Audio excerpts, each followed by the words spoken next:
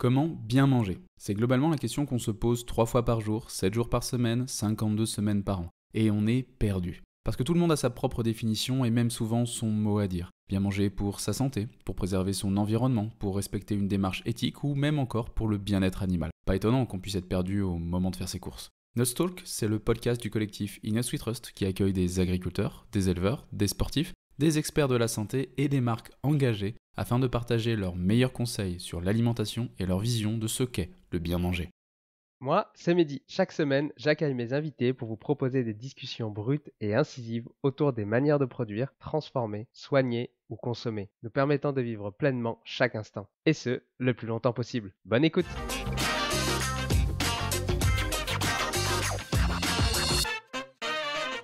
Tout abandonner pour créer une initiative culinaire qui allie bio, local et zéro déchet. Motivée par une prise de conscience environnementale et un désir d'offrir un avenir meilleur à ses enfants, Isabelle Carrère décide de tout quitter après 12 ans dans une grande entreprise. Elle cofonde La Cuisine de Demain, un projet de restauration avec un modèle de durabilité qui allie économie locale et impact réduit. Mais avant tout, se faire plaisir aux papilles avec de bons produits. Car malgré les idées reçues, il est possible d'offrir des plats bio, locaux, à des prix compétitifs. Dans ce nouvel épisode de Nutstalk, Isabelle nous partage comment proposer des plats aussi délicieux que responsables. Et comment, lors d'un appel d'offres, malgré avoir obtenu les meilleures notes, la ville de Strasbourg rejette sa prestation. Découvrez quelle sera l'alimentation de demain. N'oublie pas de t'abonner. Bonne écoute! Isabelle, pour commencer, est-ce que tu peux te présenter et nous partager un petit peu ton parcours? Tout à fait. Écoute, j'ai 39 ans, je suis, mariée, j'ai 2 petits garçons de 8 et 3 ans. J'habite, pas loin de Strasbourg et écoute, mon parcours, j'ai eu une carrière dans le marketing et dans le commerce, dans une grande boîte, d'agroalimentaire et il y a 4 ans, j'ai cofondé La Cuisine de Demain dont on va parler un peu plus tard, je crois. J'aimerais savoir, alors on a préparé un petit peu cet épisode avant, Ouais. est-ce que tu peux nous dire déjà d'où tu viens, et ensuite pourquoi tu as créé, La Cuisine de Demain et qu'est-ce qui t'anime profondément là-dedans? Donc d'où je viens, ce que je te disais, donc moi avant je travaillais chez, Mars Chocolat, donc je vendais des M&M's, des Snickers, des Mars, des Twix et si tu veux, je suis rentrée là-bas, j'ai démarré ma carrière là-bas, j'ai évolué là-bas et j'ai grandi finalement là-bas. Je suis devenue maman et c'est vrai qu'à un moment donné, même si voilà, j'ai vécu des belles choses, tu te demandes au bout d'un moment si ça vaut le coup d'y passer tes journées et si tu serais pas un peu plus utile ailleurs et si justement, tu as pas des choses un peu plus, urgentes et utiles à faire pour, que la vie de tes enfants, soit juste, tolérable. Voilà, tu vois, une sorte de prise de conscience avec le temps que finalement il y a urgence à bouger. Donc c'est comme ça que de fil en aiguille, j'en suis arrivée à me dire qu'il fallait que je me reconvertisse et comme quand dans ces cas-là, il y a des planètes qui sont alignées, il y a eu une demande de départ volontaire, suite à un plan social et je me suis dit que c'était la chance à saisir. Voilà. Ouais, donc le déclic, ça a été vraiment, le fait qu'il y ait des départs, volontaires comme ça ou, tu y songeais déjà avant quand même, J'y songeais, mais derrière, c'est une grosse, décision, tu vois? Tu quittes, à 12 ans, on appelle ça une zone de confort, tu vois, dans une entreprise, quoi. Tout se passe bien, tu es bien vu, tu as ton salaire, tu de quoi subvenir, largement aux besoins de ta famille. Les gens te regardent un peu comme une tarée à un moment donné quand tu quittes tout ça. Mais c'est justement je pense que mes enfants, comprendront aussi plus tard pourquoi je l'ai fait. Et moi, en tout cas, je regrette pas. C'est déjà pas mal. bah, c'est déjà effectivement, une bonne chose. Bah, du coup, explique-nous un petit peu ce que c'est, La Cuisine de Demain et c'est quoi ta vision de la chose? Ouais. Alors déjà, il faut savoir que quand je suis partie de chez Mars, hein, je ne savais pas, ce que j'allais faire. C'est-à-dire, je savais que je voulais utiliser, mes compétences autrement, mais ce projet-là, il est venu, plus tard dans l'histoire qui suit, quoi. Mais donc du coup, je savais que je voulais agir dans un domaine où, il y a quelque chose à faire rapidement. Tu vois, moi, les plans à 2040-2050, j'arrive pas. J'ai besoin de sentir qu'on fait quelque chose pour faire bouger les choses et donc du coup, j'ai fait 1 an de formation éco-conseil à Strasbourg, qui te forme un peu à tous les métiers de l'environnement, qui te permet justement de toucher à tout et pendant cette formation-là, j'ai, un ami, voilà, que je connais depuis 20 ans, qui avait également la même prise de conscience environnementale, on va appeler ça comme ça, qui avait 5 ans d'avance sur moi. Il s'est reconverti 5 ans avant, il a quitté son boulot 5 ans avant. Donc du coup, on s'est vachement épaulé pendant cette période-là parce que c'est pas toujours facile d'accepter tout ce qui se passe dans le monde quand tu as mis un couvercle dessus pendant longtemps. Et du coup, quand je cherchais un stage de fin d'année, lui m'a dit qu'il avait ce projet-là et il me l'a présenté. Et ça s'appelait déjà la cuisine de demain à l'époque. Et donc, son objectif, c'était de faire la cuisine la plus vertueuse possible. Et il cherchait donc quelqu'un pour travailler sur le sujet, quoi, que ce soit d'un point de vue marketing, commercial et environnemental. Donc j'ai bossé dessus pendant 6 mois. Et donc, pendant 6 mois, on a peaufiné le but de la cuisine de demain, si tu veux, pour se dire, on veut la cuisine la plus vertueuse possible. Et donc, finalement, c'est du bio, du local et du zéro déchet. Si tu es perdu et ne sais pas quel produit nutritionnel pour sportif choisir, utilise le ScanNuts. C'est un outil gratuit qui analyse et compare plus de 800 produits. Le ScanNuts analyse les produits sur 4 catégories qui sont la santé, l'environnement, l'éthique et la nutrition. Alors pour apprendre à mieux consommer en étant conscient de la composition de chaque produit et économiser de l'argent en s'orientant vers des produits réellement utiles et sains, rendez-vous sur eatnutswetrust.fr. Le lien est dans les notes de l'épisode. Donc pour vous, vertueux, c'est bio, local et zéro déchet. Ouais, c'est ce qui te permet d'avoir le bilan carbone le plus bas possible. Et ça paraît simple, dit comme ça peut être c'est des portes ouvertes, mais il y a eu énormément de débats sur est-ce qu'on fait que du bio, que du local, et on fait des bocaux en verre, zéro déchet, mais derrière, tu as tout le cycle de l'eau. Enfin, tu vois, quand tu veux vraiment être puriste, au bout d'un moment, tu dis il faut faire des choix. Donc, on essaye d'être la restauration la plus vertueuse possible, et c'est déjà cumuler local et bio, c'est déjà un sacré défi.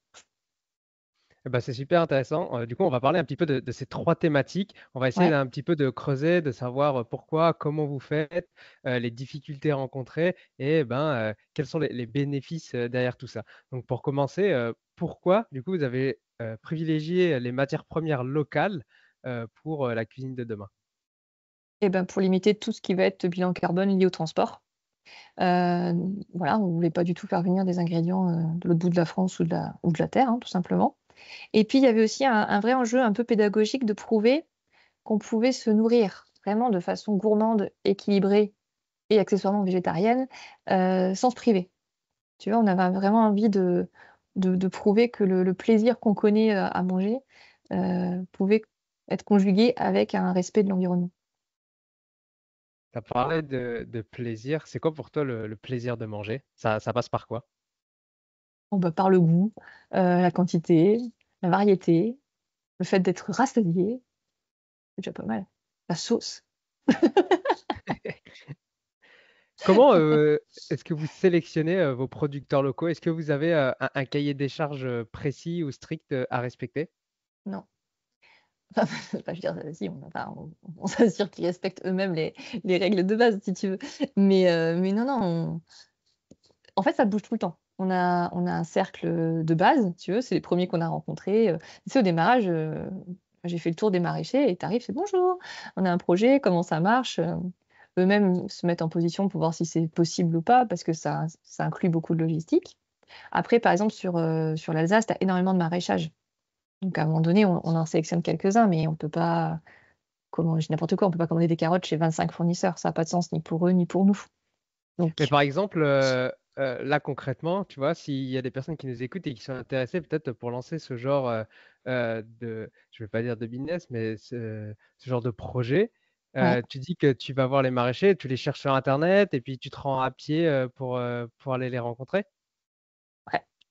Non, honnêtement, on avait été aussi, j'avais eu un grand catalogue au départ de l'OBAPA, qui est l'organisme qui référence tous les agriculteurs bio de la par région.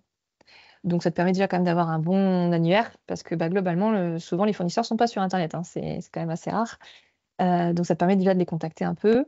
Ça te permet de voir ce qui est disponible aussi dans la région et de voir ce dont tu as besoin pour créer tes recettes. Parce que finalement, voilà, nous aujourd'hui, au final, on a à peu près 100-150 ingrédients et c'est bon. Tu vois? On a largement de quoi créer, voilà, surtout avec les chefs qu'on a en cuisine, voilà. Ta pomme de terre, ils savent l'exploiter dans toutes les possibilités. Donc effectivement, il faut déjà trouver un annuaire, il faut ensuite les contacter. Après, je te cache pas aussi, à un moment donné, nous, les fournisseurs, la chance qu'on a, c'est qu'il y a des grosses centrales aussi sur Strasbourg. et c'est des scopes qui ont été créés par les fournisseurs. Donc du coup, aujourd'hui, tu passes une commande, mais ça touche 25 fournisseurs. Et c'est tous des fournisseurs qui font un produit différent. Ils ne marchent Et pas ces sur les scopes, pieds. c'est pareil, tu les as trouvées, comment? Elles sont référencées quelque part Ouais, ou? elles sont un peu plus faciles à trouver. Effectivement. Et donc ça aide. Ça aide. Donc ton critère principal, ça reste, des agriculteurs biologiques? Ouais. Et même en reconversion. Parce que moi, ce que je trouve dur aussi, c'est qu'aujourd'hui, les agriculteurs qui ont cette volonté de le changer, bah, ils ont 3 ans avant d'avoir leur label. 3 ans où ils galèrent en termes d'aide, hein, et de rendement, etc. Et qu'à un moment donné, bah, s'ils sont dans la démarche, pourquoi on les soutiendrait pas dès le départ, en fait?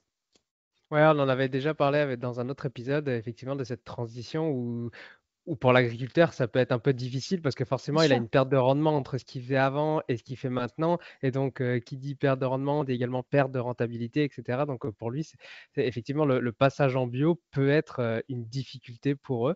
Mais du coup, toi, dans ta communication, est-ce que tu es clair quand un producteur, un agriculteur, est en passage bio? Parce que du coup, vu que vous dites que vous êtes bio, si tu utilises des matières premières qui ne sont pas encore bio, comment est-ce que toi tu gères, cette chose-là? On l'écrit. On l'écrit simplement, voilà. Donc sur notre site, tu as une étoile, un astérix à chaque fois qu'il dit produit issu de l'agriculture biologique. Et puis, bah, par exemple, c'est un viticulteur là, celui qu'on a soutenu le plus en passage, en bio. Bah, là, du coup, pareil, on expliquait que dans nos cocktails, le vin conservé en est en train de se convertir et qu'il participait à l'effort. Ah, mais c'est super important de le dire, au niveau de la transparence, je pense que c'est quelque chose, où, les personnes en demandent de plus en plus et pour lequel on est de plus en plus sensible à savoir précisément les choses. C'est pas parce que, comme tu as dit, bah, c'est en transition bio que les personnes vont pas forcément acheter. Non, ils vont peut-être soutenir parce qu'on en a parlé, tu vois? Ouais. Non, je suis d'accord et que du coup, pareil, c'est pas forcément un logo aujourd'hui qui va faire la différence. Comme tu dis, c'est cette communication. Parce que finalement, je pense aussi qu'à un moment donné, on perd les gens avec, tous ces pictos. Et donc, quelles sont, les difficultés que tu as pu rencontrer, avec, ces producteurs? Est-ce que, tu as par exemple, je sais pas, des minimums de commandes ou, quelles difficultés quand tu as commencé, là-dessus? Non, la difficulté, ça va être plutôt, justement, s'organiser sur les livraisons. C'est vrai qu'au début, c'était quand même plus simple de passer par des grossistes parce qu'eux, bah, ils ont cette logistique. Tu vois, nous, il faut qu'on cuisine tous les jours, mais on peut pas stocker une semaine de légumes, par exemple. Il faut qu'on nous livre, tous les jours et puis, ben, quand quelqu'un t'appelle parce qu'il a une grosse commande, heu, tiens, tu as besoin que le lendemain, ça soit livré et voilà, le fournisseur qui est un peu loin, c'est pas possible. Donc ça, c'était un peu compliqué au début, mais c'est pareil, vraiment une fois que tu as compris le rythme et que tout le monde s'est habitué, tu vois, maintenant, c'est même eux des fois qui nous appellent en disant: «Bah, dis donc, vous auriez pas une commande pour demain, «Mais si, tout à fait, je l'ai pas encore passée, merci» et c'est ça aussi qui est génial dans le local et dans les petits partenaires, on peut dire ça comme ça. C'est que, ouais, il y a cette familiarité, moi, je trouve qui fait plaisir, quoi, qui fait que tu as peut-être pas, 300 personnes dans ton entreprise, mais tu bosses avec, 200 personnes qui sont aussi, investies que toi, dans ce projet. Donc c'est top. Ouais, le local, ça permet, de réduire du coup l'empreinte environnementale. Ouais. Ça permet donc, comme tu as dit là, cette proximité. Est-ce qu'il Mmh. y a d'autres choses, qui pour toi ont des avantages, de travailler avec, que des produits, locaux? Bah, tu vois, je te parle du relationnel, mais finalement, pour moi, ce qui est important aussi, c'est de soutenir l'économie locale. C'est qu'à un moment donné, tu te dis aussi qu'on est en train de se créer une communauté, qui en cas de coup dur, tu vois? Même eux, des fois, ils ont d'autres clients qui ont des événements, ils nous disent: «Bah, tenez, on connaît un traiteur engagé, c'est la cuisine de demain». Et nous, on fait aussi partie d'un réseau de restaurateurs où à un moment donné, quand je vois que, ils ont besoin de tel produit ou que c'est du conventionnel et qu'ils le payent plus cher que mon producteur bio, je fais: «Eh, tu veux pas contacter, untel?»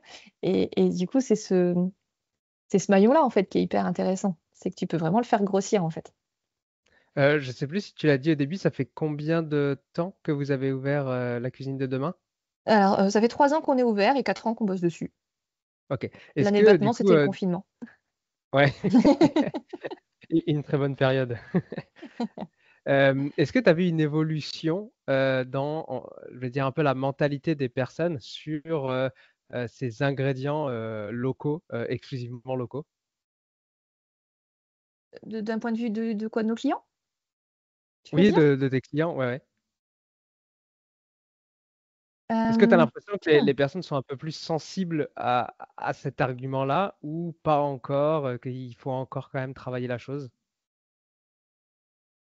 Bah, alors j'hésite parce qu'effectivement, tu vois, les 2 premières années, on a surtout essayé de toucher le particulier, par la livraison de plateaux repas ou de voilà, de plats et finalement, on va pas se mentir, nous, dès qu'on a dû augmenter les prix, parce qu'il y a eu toute cette inflation et ce problème-là, on a perdu énormément de gens et beaucoup de gens qui comprenaient pas. Alors qu'on était déjà quand même vraiment pas cher.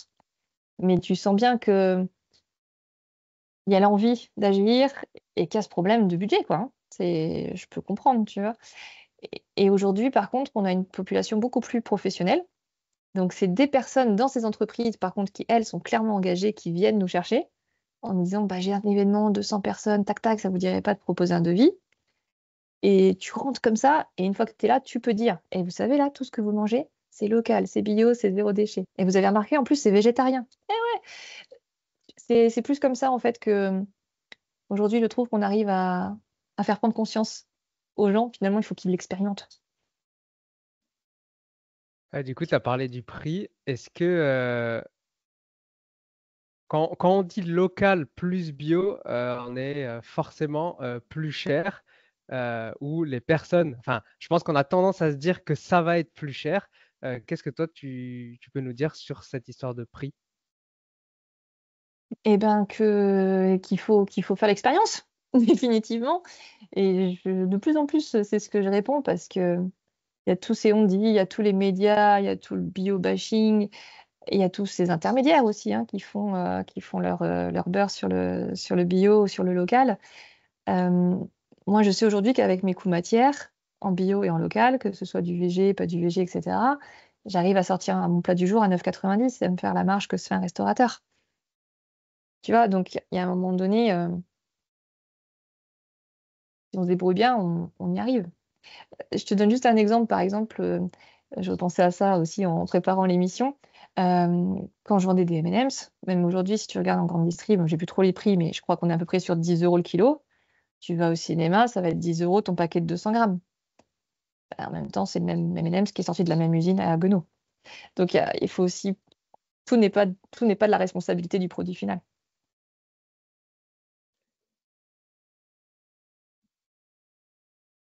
Comment est-ce que, tu, expliques du coup aux consommateurs, de ne pas se baser sur un prix, mais plutôt sur, peut-être, la qualité matière ou le goût ou d'autres arguments peut-être que tu utilises?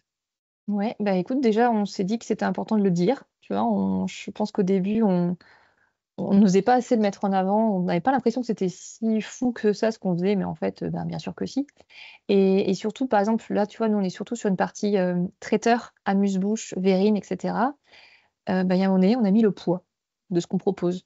Donc quand, à un moment donné, on fait un cocktail et qui fait, 500 grammes par personne, les gens, ils savent qu'ils vont avoir à manger, ils savent que c'est consistant et que ça aura beau avoir un titre, qui fait cette taille-là sur ton devis, si derrière tu as juste une petite cuillère comme ça, tu vois? On a des photos, on a essayé de faire des témoignages.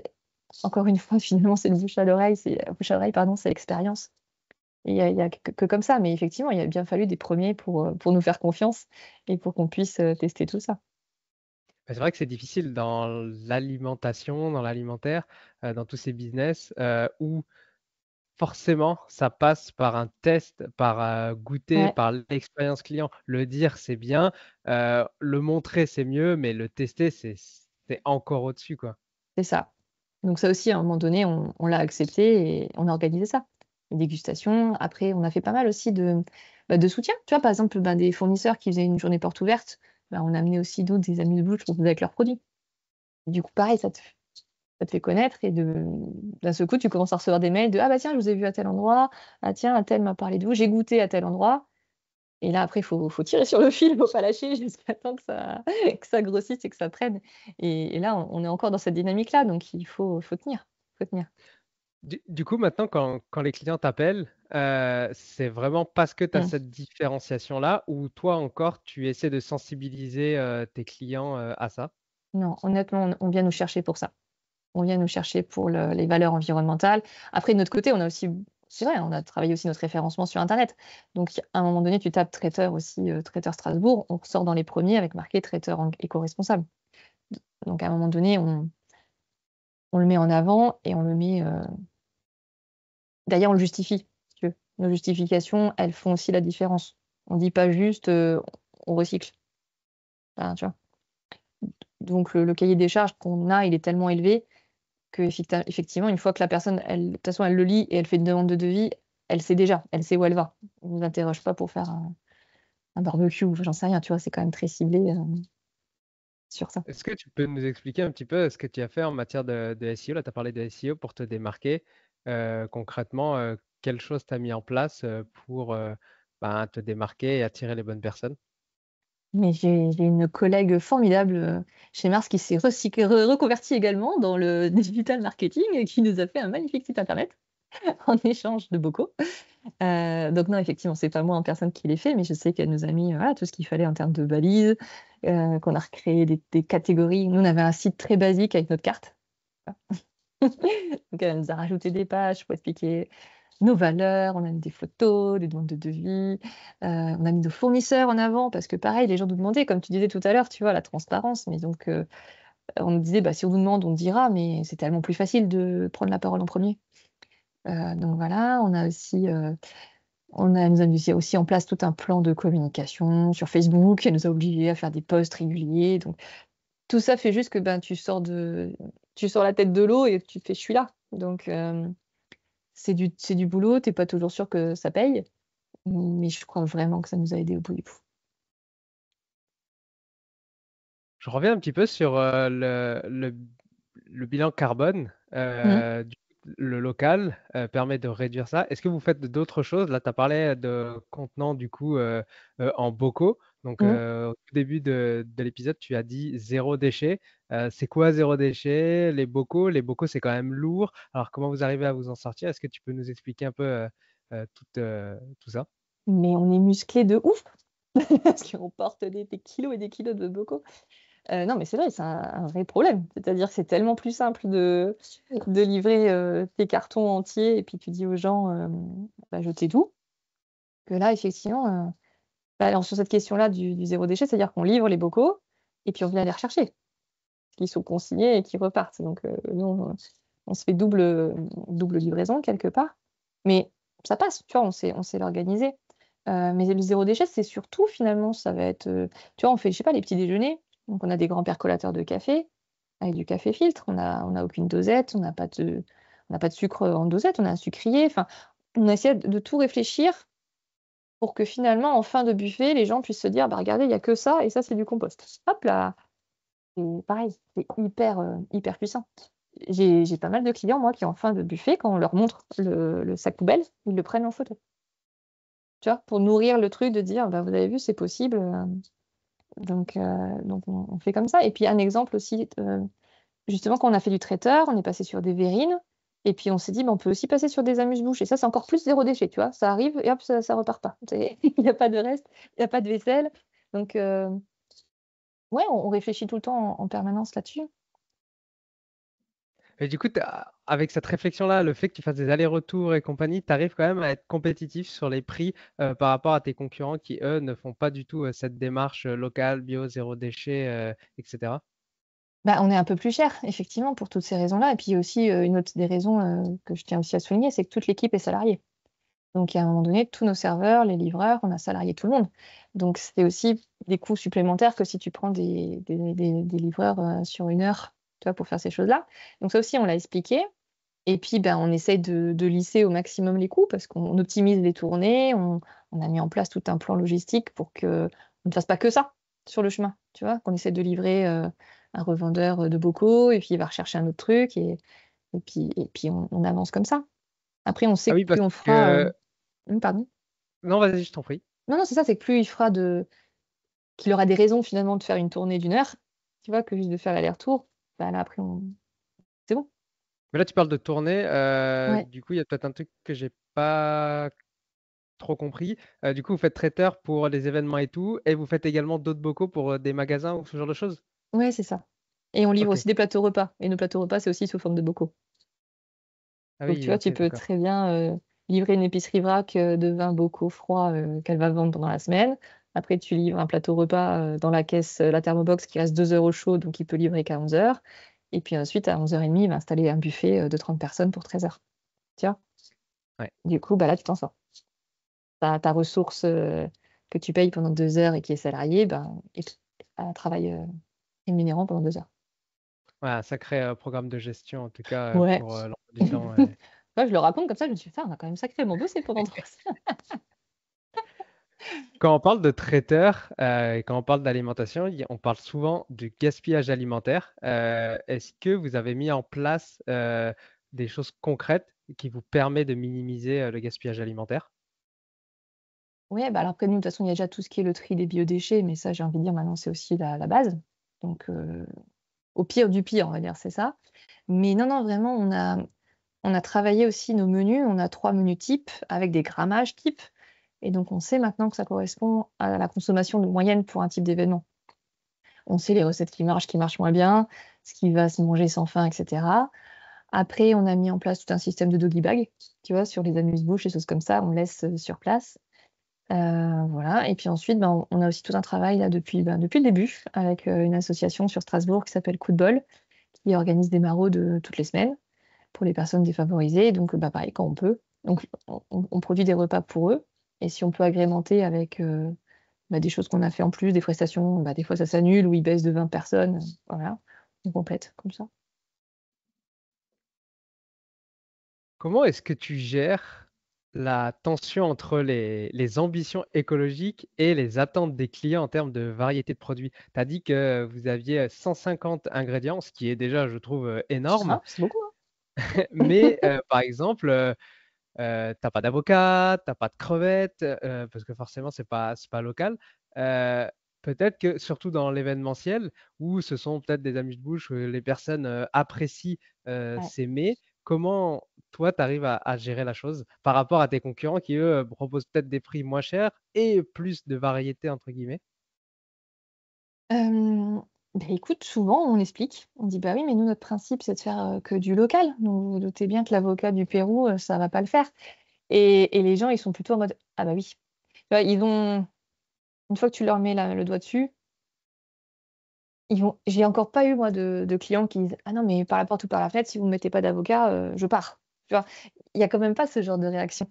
Je trouve que justement c'est plus une sensibilisation, et puis trouver une alternative, tu vois? Ce qu'on nous demande le plus honnêtement, hein, c'est le chocolat. Ironie du sort, du destin. Donc je dis que j'ai pas de chocolat, mais souvent j'ai du praliné. On fait avec les noisettes.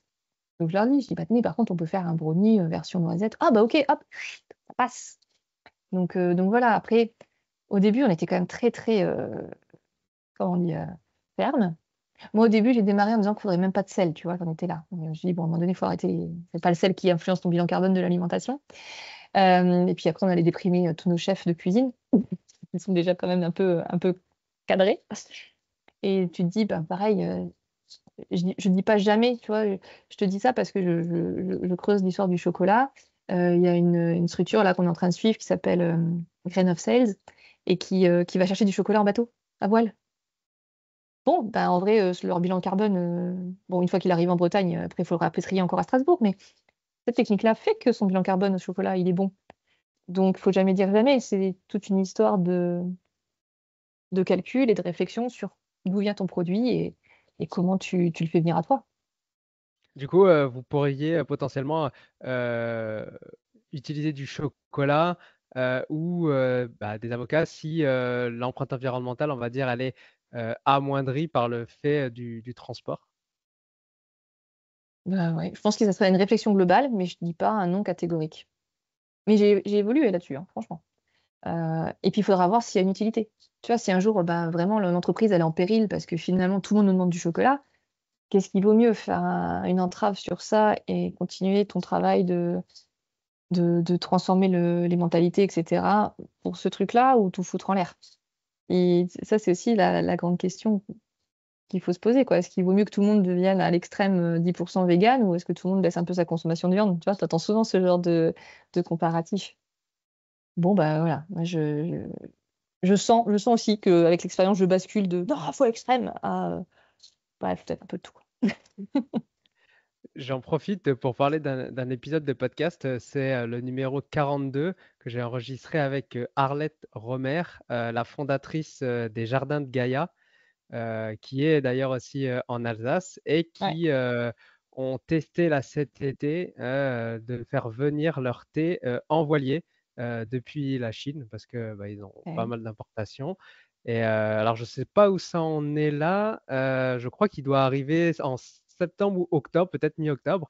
Donc à vérifier, mais effectivement, ça, j'ai l'impression que ça se démocratise un petit peu plus ce genre de transport. Bah, c'est aussi, j'ai l'impression, tu te dis, bah oui, bah, et alors, je peux l'attendre 2 mois. Une fois que c'est parti, tu recommandes et puis tu peux avoir ton même rythme de livraison. Le plus dur, c'est le premier, tu vois. Après, peut-être que pour un traiteur, oui. Après, je pense peut-être pour une marque comme les Jardins de Gaïa, où ils ont un e-commerce plus des boutiques, c'est peut-être un peu plus difficile au niveau de la gestion des ventes, parce que s'ils ont, je sais pas, un gros pic d'un côté et puis qu'ils se retrouvent en rupture, ça veut dire qu'ils peuvent plus vendre. Enfin, effectivement, là, au niveau de la trésorerie, après, ça pourrait devenir un petit peu compliqué, quoi. Ou alors, il faut vraiment s'y prendre en avance, mais ouais, c'est quand même assez complexe cette histoire de transport. Ouais. Mais en même temps, je pense que si le boulot qui est fait aujourd'hui sur ça sera payant dans 10 ans. Enfin, à un moment donné, de toute façon, je dis pas que tout le monde va repasser au bateau, mais on va plus non plus pouvoir se faire livrer n'importe quoi en avion la veille pour le lendemain, tu vois. Donc autant commencer le boulot maintenant. Il faut bien qu'il y en ait qui essuient les plâtres. Quels sont les principaux obstacles que vous rencontrez aujourd'hui lors des grands événements? J'avais vu que vous aviez eu un peu des difficultés avec la ville de Strasbourg pour un événement ou quelque chose comme ça. Je ne sais plus trop. Est-ce que tu peux nous en parler? C'était peut-être sur l'appel d'offres de la ville. Mais oui, je peux t'en parler. Beh, écoute, du coup, effectivement, bah, la ville de Strasbourg faisait un appel d'offres là pour les 3 prochaines années sur leur partie traiteur, plateau repas buffet. Donc on s'est dit, on va tenter notre chance. Euh, et malheureusement, on n'a pas été retenu. Mais voilà, c'est un peu dur à digérer parce qu'on a été premier sur tout ce qui était le goût, premier sur les variétés, premier sur les critères environnementaux, mais bah, dernier sur le prix. Et si tu veux, à un moment donné, on n'avait vraiment pas des prix exorbitants. C'est juste qu'à un moment donné, le poids du prix dans ce genre d'énormes dossiers est encore tellement important. Enfin, je veux dire, c'est un peu comme les cantines, c'est un peu le même principe que les cantines scolaires, quoi. Tu vas payer 1 € ton repas, mais tu t'attends à ce que tout le monde ait des produits de grande qualité. Ben, ça marche pas. Et c'est vrai qu'aujourd'hui, c'est frustrant parce que on sait qu'il y a des personnes dans ces structures qui nous soutiennent, mais on sait aussi qu'elles n'arrivent pas à faire changer les lignes, qu'elles n'arrivent pas à faire changer les appels d'offres au niveau national. Enfin, tu vois, on est sur la fonction publique, tout ça, quoi. Et bah ouais, ça va être aujourd'hui notre plus grosse difficulté parce qu'on est dans une mairie écolo, parce que on sent bien qu'on a des soutiens, mais on est bon à avoir des macarons et à nous dire bravo, vous êtes des artisans éco-responsables, mais on ne nous donne pas de travail. Et c'est ça, tout ça, tu sais, au début, quand je te dis j'ai envie de faire des choses qui bougent avec des actions concrètes, et ben justement ça me fout hors de moi parce que là, on aurait de quoi agir concrètement, tu vois. Et pareil, je te prends l'exemple, je rentre un tout petit peu dans le détail, mais cette histoire du prix, bah oui, nous aujourd'hui, on est aussi plus cher parce qu'on vient rechercher nos contenants, parce qu'on ne laisse aucun déchet dans la ville, dans les lieux de la ville. Les autres traiteurs, ils vont laisser ça, et la ville va payer l'incinérateur, va payer ses agents pour. Donc en fait, c'est aussi toute cette logique de déportation des coûts qui manque un peu de recul et de. T'as envie de leur dire, mais non, enfin, l'économie va pas être aussi réelle en plus. Enfin, ça n'a pas de sens. Donc voilà, on va dire que la difficulté du moment, c'est convaincre une personne en face à face, ça va. Convaincre des instituts comme ça, avec des appels d'offres qui n'ont pas été changés depuis 10 15 ans, c'est plus long, c'est plus frustrant. Mais je perds pas espoir parce que vraiment, il y a des très belles personnes à l'intérieur de ces structures-là qui ont envie de nous aider. Donc, il faut juste peut-être être un peu plus patient parce que c'est des énormes machines. Finalement, il faudrait pas regarder le prix qu'on paye à l'instant T, parce qu'on a tous, je pense, tendance à faire, mais Exactement. plutôt regarder le prix payé sur la globalité, on va dire, de la prestation, comme tu viens de dire, le Mm. fait qu'il y ait des poubelles derrière, ou le fait, par exemple, je parle dans l'agriculture, euh, dans du conventionnel, il y a des agriculteurs qui sont subventionnés, par exemple, pour venir réintroduire des engrais, parce que forcément, la terre, elle manque de tel ou tel nutriment pour faire pousser. Et ça, en fait, il faut bien comprendre que c'est aussi le consommateur qui le paye, mais il ne le voit pas à l'instant T, il le paye plus tard, peut-être sur ses impôts ou autre. Et C'est ça, en ça. fait, c'est vrai qu'on n'a pas tendance à le compter et on dit, bah ouais, le bio, c'est plus cher. Oui, sauf que le bio, derrière, il n'y a pas tout ce surplus, quoi. Ouais, exactement. Et puis bah, souvent, alors, je m'aventurerai pas sur le milieu du particulier, mais en restauration, le bio, bah, tu arrives à faire des meilleurs rendements, tu as moins de pertes, ça pourrit moins vite. Enfin, tu as plein de choses aussi qui font que ça a plus de goût, donc tu selles moins. Enfin, il y a plein je découvre aussi, moi, je suis pas, tu as bien compris, je suis pas issue de la restauration, mais ça aussi, tu te dis, on ne le prend pas en compte. Mais au final, si tu compares à ligne pour ligne, ok, il est peut-être 20 centimes plus cher au kilo, mais tout le travail derrière, c'est gagnant. Avec cet appel d'offres, est-ce que tu as réussi à aller titiller un petit peu la ville ou essayer de rencontrer les personnes un peu plus hautes pour te faire entendre? Qu'est-ce que tu as mis en place ou c'est encore en cours? Ouais, c'est encore en cours.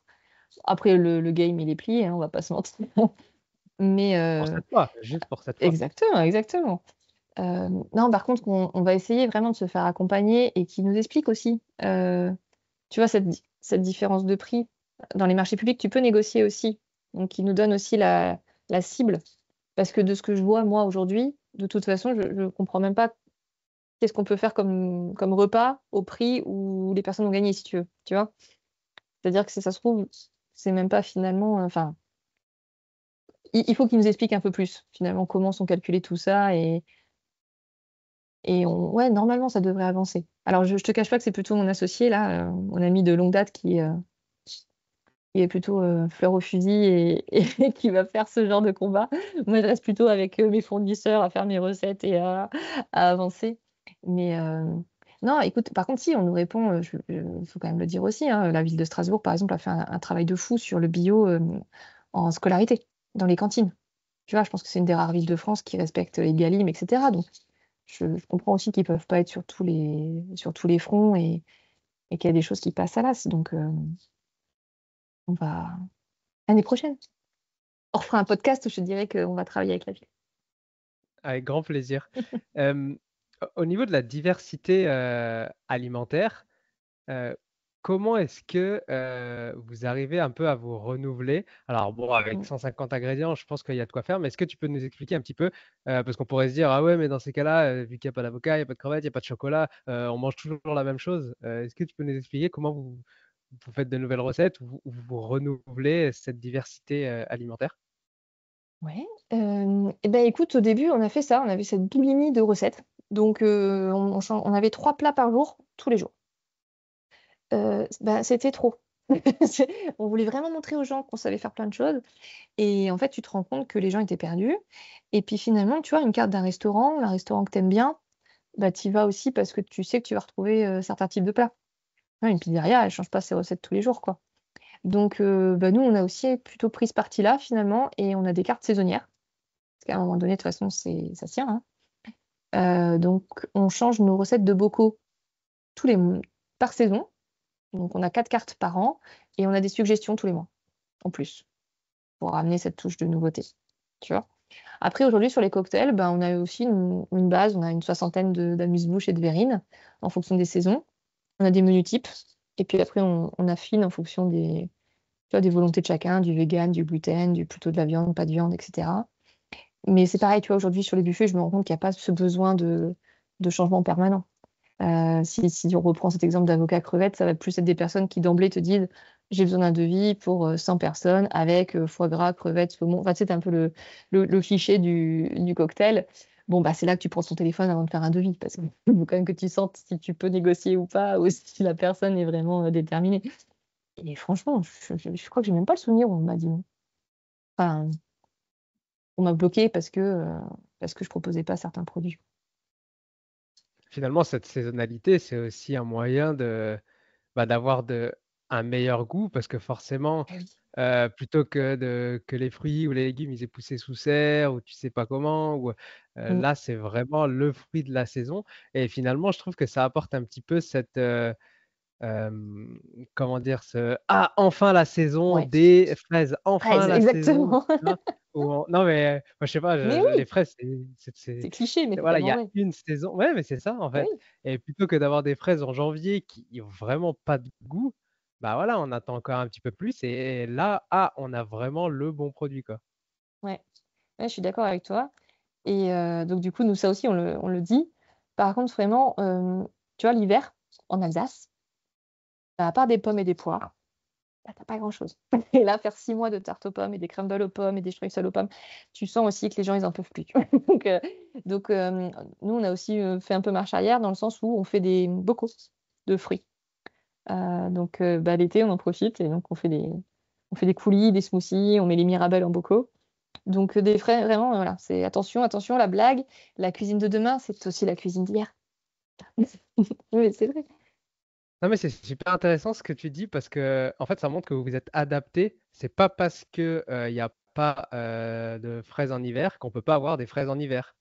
Du coup. Parce Voilà, que, vous avez anticipé la chose et non mais c'est ouais. vraiment intéressant.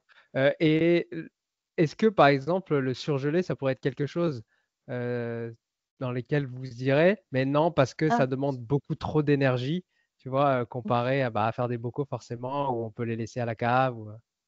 oui, oui, oui, oui, mais le surgelé de quoi? De surgeler des fruits, tu veux dire, par exemple? Ouais, par exemple, ouais, Bah ouais, oui, vu qu'on parlait des fruits, ouais. bah si, on en fait aussi, hein. Mais pareil, grand débat, parce que tu laisses allumer ton congélateur matin en permanence. Et aujourd'hui, j'ai pas de solution, mais j'ai des frigos qui tournent en permanence. J'ai une chambre froide qui tourne en permanence. Là, après, tu rentres dans le dur de la restauration. Ah mais c'est pour ça, c'est Eh oui, c'est tu c'est raison. vraiment pour faire comprendre aussi, aux auditeurs que de toute manière, on peut pas être parfait parce que si on est parfait, en fait, on fait rien du tout. Dans ces cas-là, C'est on ça. reste assis sur sa chaise et on bouge plus et voilà, point. Mmh. Donc, au bout d'un moment, en fait oui, il y a des curseurs à mettre, mais, effectivement, il faut quand même rester flexible, je pense, d'un côté, comme de l'autre. Ouais, mais ça aussi, je l'ai appris, avec le temps, ces 4 dernières années, si tu veux. Je suis vraiment partie d'un état d'esprit où le moindre écart, fallait que je m'excuse. À un moment donné, tu te dis: «Mais arrête, on fait déjà un truc de fou, rien qu'avec du local, du bio, enfin, on se prend déjà tellement la tête à faire les choses bien, on va pas en plus s'excuser d'avoir une chambre froide pour stocker des fruits». Enfin, il y a un moment donné, et ça, c'est plutôt aussi les gens autour, tu vois? C'est un peu ton réseau qui te disent, arrêtez, enfin, à l'inverse, soyez fiers de ce que vous faites et vous focalisez pas sur les 10 où pour l'instant il y a pas la solution adaptée, quoi. Ouais, bon, on les connaît tous, hein, les petits malins qui viennent et qui Bien disent: sûr. «Ah oui, mais vous avez quand même les frigos. Ah oui, mais vous avez quoi?» Enfin oui, bah, forcément, du coup, si on pointe un seul truc, on s'améliore pas, quoi, donc bon. Si je te parle du sel, c'est parce que je pense qu'encore aujourd'hui, c'est ce que les gens me disent toujours. «Ouais, mais le sel et le poivre, c'est pas local». Eh ben non, c'est pas local, tu as raison. Qu'est-ce que tu penses des certifications environnementales dans le secteur de la restauration? Est-ce que pour toi, elles sont suffisantes, ou est-ce qu'il faudrait vraiment, développer, ce secteur? Bah, je me suis demandé, tu penses auquel finalement? Parce qu'il y a que le logo bio en restauration. À part la Je sais que je dois certification enregistrer avec, bio, par exemple, Écotable. ouais, tu d'accord. Effectivement, tu as Écotable Puis aussi. après, je les connais pas tous non Tous, plus, ouais, mais bah, voilà, donc on est d'accord. Et moi, j'avais pensé à la certification bio et il y a Écotable. Heu, Moi, j'aime beaucoup Écotable, personnellement. J'y mets toutes. Maintenant, je sais pas encore quelle est la portée, chez un consommateur. Enfin, chez un client, tu vois? Est-ce que vraiment aujourd'hui tu choisis un restaurant parce qu'il est Écotable? Ça, j'en sais rien. Après moi, je peux parler de la certification bio parce qu'on l'a fait quelques années avant de se dire que justement c'était pas adapté. Enfin, que c'était beaucoup trop, une usine à gaz. Je me dis aussi qu'aujourd'hui là-dessus, il faut le client, en fait, je pense qu'il y a pas il faut que la demande, elle vienne déjà du client et après on verra qu'est-ce qu'il faut mettre comme, affiche dans les restaurants. Je sais pas, tu vois, je repensais à ça, mais aujourd'hui, tu as pas un resto qui a pas une carte végétarienne. Il y a encore 10 ans, ça existait pas. Je veux dire, tu étais végétarien, tu avais l'accompagnement du plat. Mais je veux dire, c'était pas où tu mangeais une margarita, quoi, mais il y avait rien de tu vois, c'était pas un art culinaire en soi.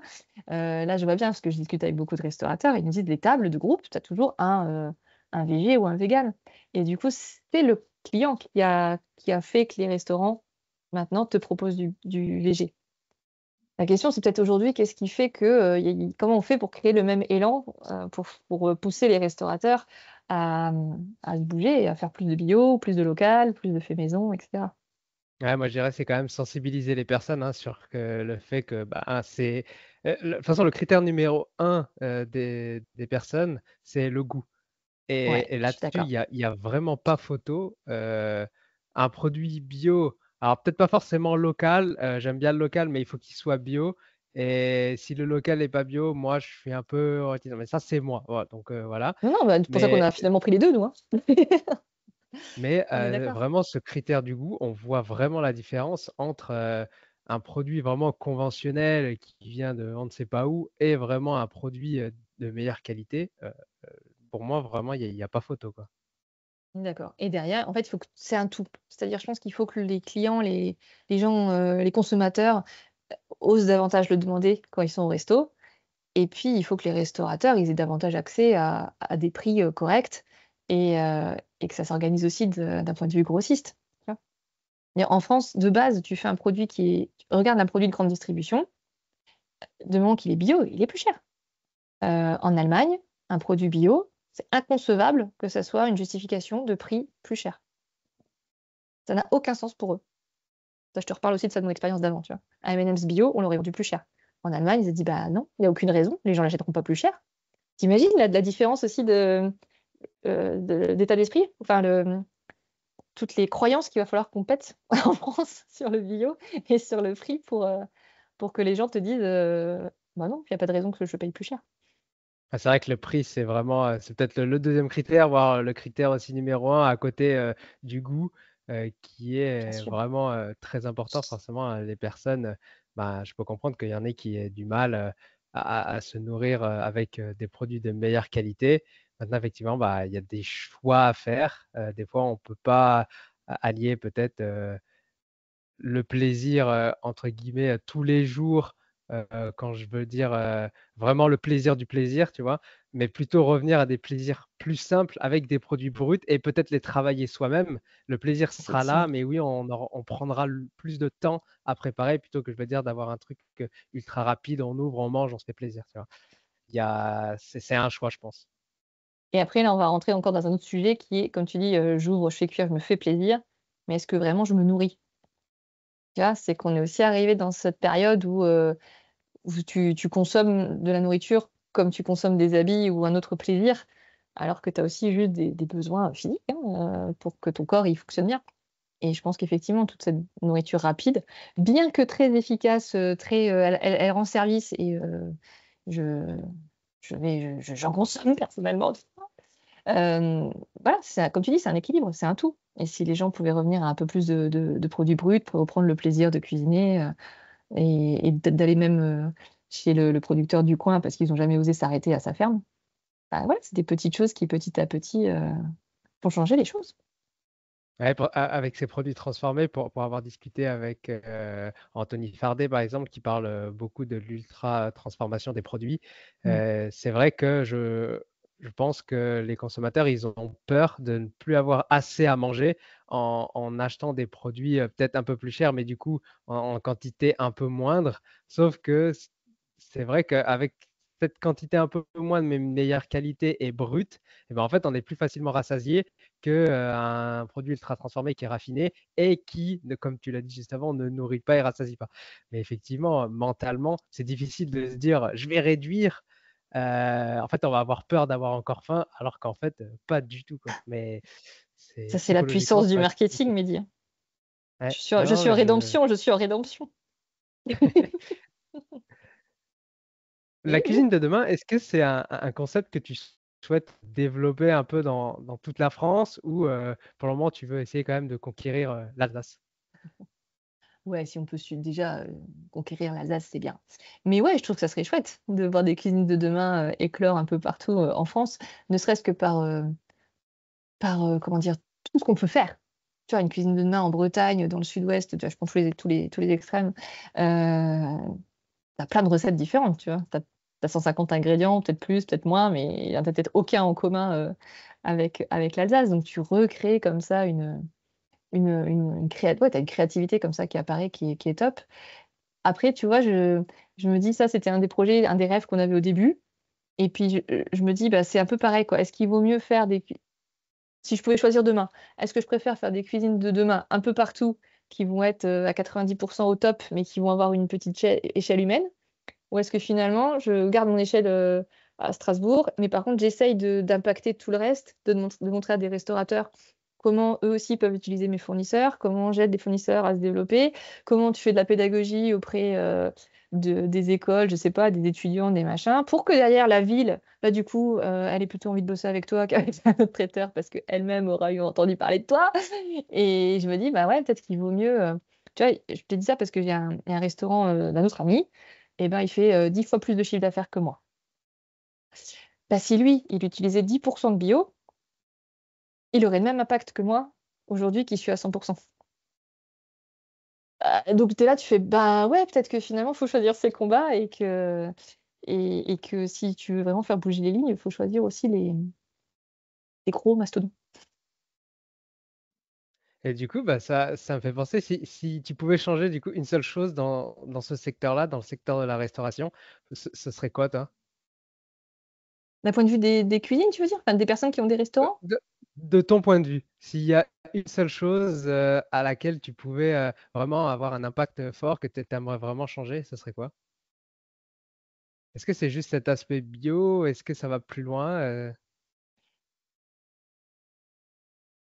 Bah, je sais pas si ça répond à ta question, mais moi, je rêverais que les gens, les consommateurs, les clients des restaurants challenge, tu vois? Demandent: «Mais elle vient d'où?»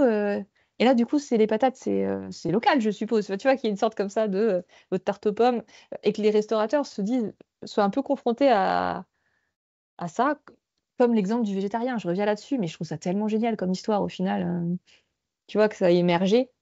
Donc, ouais, moi, j'aimerais ça que tout ce milieu de la restauration ne partent pas du principe, comme on vient de se dire, que c'est trop cher, qu'ils n'y arriveront pas, qu'il y a pas les fournisseurs et puis que de toute façon le client il s'en fout et puis enfin, tu vois? Qu'il y ait un cap positif qui soit le même pour les consommateurs et les restaurateurs. Ouais, je suis entièrement d'accord avec toi. C'est hyper important. Et ça me fait penser que, tu vois, là, il y a quelques jours, j'étais à une foire où il y a des exposants, etc. Et on s'arrête à un exposant qui vendait des croquettes pour chiens et pour chats et qui disait que des ingrédients bruts, des ingrédients sains et tout. Et du coup, je lui pose la question, c'est quoi un ingrédient sain finalement? Parce que, non, ou naturel, elle disait. Il disait c'est naturel. Je dis oui, ben, le pétrole c'est naturel et pourtant on n'en Tu mange envie pas. d'en Non mais bouffer. C'est vrai. exactement.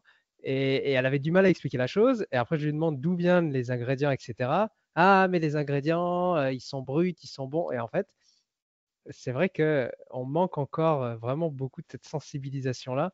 Mmh. Bah, chers auditeurs, n'hésitez pas, franchement, je pense que c'est un super conseil à demander au restaurateur, même à votre quand vous allez chez votre primeur ou machin, demandez-lui. Ça montre que les clients s'intéressent et ça lui donne de la valeur à lui qui fait vraiment les choses correctement, etc. Il ne faut pas avoir peur de discuter avec les gens, vraiment demander. Et voilà. Et si les gens ne savent pas répondre, bah, peut-être, comme tu l'as dit, bah, ils vont se remettre un petit peu en question. Et puis bah, S'il y peut-être a que personne dans qui quelques secoue, années. voilà, tu bouges pas les lignes.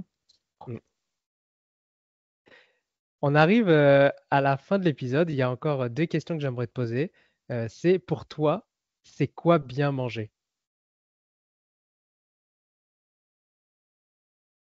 Bien manger. Eh ben, enfin, ça va, il y a rien de nouveau, hein, Mehdi, ça va être un peu tout ce qu'on s'est dit là. Je pense que c'est de trouver le bon équilibre entre, se faire plaisir, manger ce dont tu as envie, quand tu as envie, et puis manger ce dont ton corps a besoin, tout en faisant gaffe à respecter, la planète. Ça, c'est cliché aussi, mais à un moment donné, c'est elle qui nous nourrit. Donc, faisons ça en toute intelligence. Et pour toi, c'est quoi ton petit plaisir à la collation, ton plat favori? Ça peut être aussi un plat ou un simple aliment. Mon petit péché, et ben, moi, c'est le comté. Voilà. J'adore ça. Peu importe le raffinage, les mois, les machins, je pourrais manger ça toute la journée. Le comté, Mehdi, c'est mon dernier mot. Avec du pain ou juste le comté Ça dépend. Mais oui, avec du pain frais, je dis pas non non plus. Eh ben, je vais préciser avec du pain de chez Pane et Vivo, de Adriano Farano. Je ne sais pas si tu connais. J'ai enregistré un podcast avec lui. En fait, c'est un boulanger qui fabrique son propre pain sur Paris. Et c'est l'une des très rares boulangeries qui fait son pain avec de la farine ancienne, avec du levain 100% levain naturel. Donc, c'est un super pain très facile à digérer, vraiment très bon. Donc, chers auditeurs, si ça vous intéresse d'en connaître un petit peu plus, c'est l'épisode 41 avec Adriano Farano. Eh ben, avec Écoute, plaisir pour une dégustation à l'occasion. Isabelle, je te remercie beaucoup pour ton temps, pour toutes tes explications. Si les personnes veulent un petit peu plus de la cuisine de demain, où est-ce qu'ils peuvent te retrouver? Eh ben, sur notre super site internet, Mehdi. Donc, lacuisinededemain.com. Voilà, et on est basé à Strasbourg. .com ou .fr? Bon, les deux, ça marche. Ok. Et vous avez aussi un Instagram? Ouais, et un Facebook, La Cuisine de Demain. Ok, je mettrai tous les liens dans les notes de l'épisode pour les personnes qui sont intéressées. Eh ben, merci beaucoup. Je te remercie beaucoup pour ton temps et puis je te dis bah, à l'année prochaine alors dans ces cas-là avec le contrat de la ville de Strasbourg sous le bras. On va se dire ça. Salut. Salut. Merci d'avoir écouté jusqu'au bout. Si l'épisode t'a plu, laisse-nous une note 5 étoiles et un commentaire sur ton application de podcast préférée. Ça fait toujours chaud au cœur de recevoir vos retours. Et si tu veux améliorer ton alimentation, mais que tu ne sais pas quel aliment ou complément choisir, rends-toi sur notre comparateur en ligne entièrement gratuit sur innutswetrust.fr. Tu trouveras le lien dans les notes de l'épisode. À bientôt. Maintenant, tu le sais.